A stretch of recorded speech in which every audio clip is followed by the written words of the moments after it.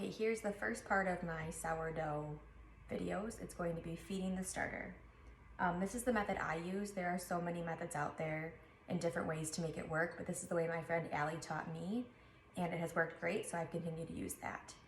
The friends that I've taught how to make sourdough, when I show them hands-on how to do it, they've been very successful and it's way less confusing, so I figured I'd make some videos to share with you all and to share with my family that I'm teaching how to make sourdough in the next couple months.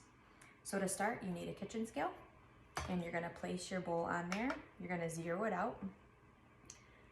I typically do 150 grams of my starter when I'm feeding it.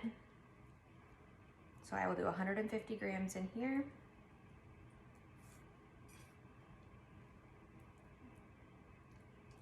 And then you do equal parts starter, water, and flour. So 149, that's good. You can do lots of things if you look on Google or Pinterest for discard recipes. I am actually sharing the sourdough starter with about 5 ladies at book club on Thursday.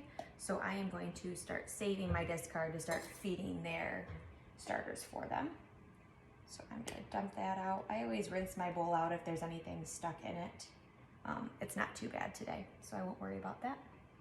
And so then I place my container that I keep my starter in on the scale. I'm gonna zero it out.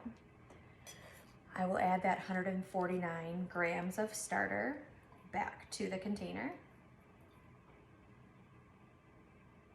147 it's saying now, because there's a little bit stuck in the bowl. So I will do 147 grams of flour, which I use the King Arthur's all-purpose when I'm feeding it. You can use whatever flour you want. This has worked great, and the bread tastes great when I use it. Plus it's a cleaner flour that I like. So I need 147 grams of flour.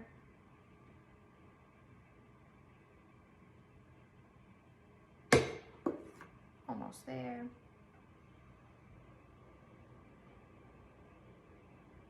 Okay. And then 147 grams of water, which I always use filtered water. So I'm gonna zero my scale out again, back to 0, and we'll go up to 148. A little bit too much, so I'll pour some back. 147, perfect. Okay, and then I just mix it all together. You're gonna want this to rise on your countertop for about 8 to 12 hours until it bubbles up. And then you can either use it to make bread or any other recipe, or if you're not planning to use it and you just pulled it out to feed it, like I do often, then you can stick it back in your fridge once it bubbles up.